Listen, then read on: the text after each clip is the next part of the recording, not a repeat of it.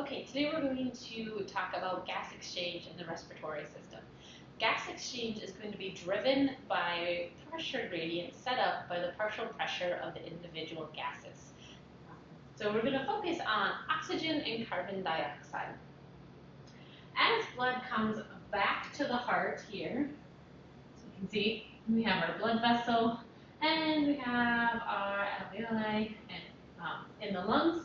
So we have our lungs and our blood vessels. As blood comes back to the lungs, remember it's been to the body and we have low levels of oxygen because the body's been using the oxygen for cellular functions. So low level oxygen levels or low level pressure of oxygen in the blood vessel. In the lungs is a different story. We've just inhaled and we have a high concentration or high pressure from our oxygen. This sets up a pressure gradient, and we're going to diffuse down our pressure gradient just like our chemical gradients when we're going from high to low. And the same thing is going to happen with oxygen.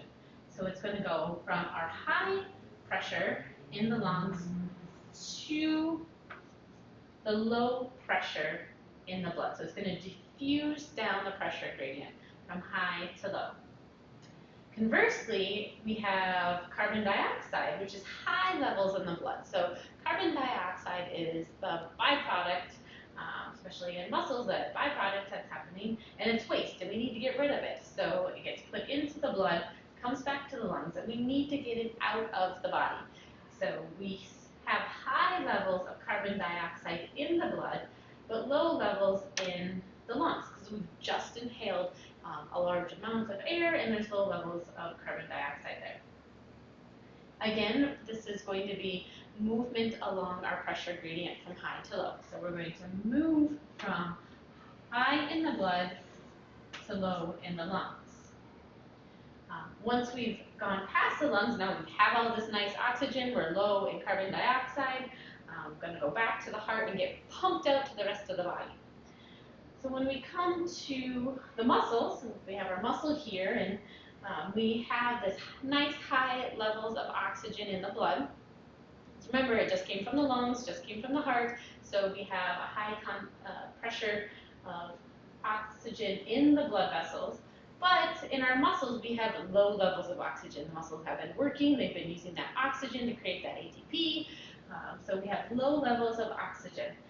Again, this sets up a pressure gradient of that individual partial pressure from oxygen. So oxygen is going to diffuse down its pressure gradient from high to low. So we're using our pressure gradients and moving high to low for oxygen. So oxygen is going to move into the muscle.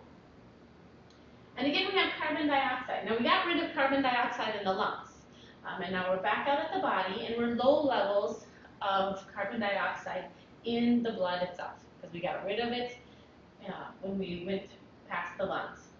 But our muscles have been working hard, and as a byproduct, they created carbon dioxide.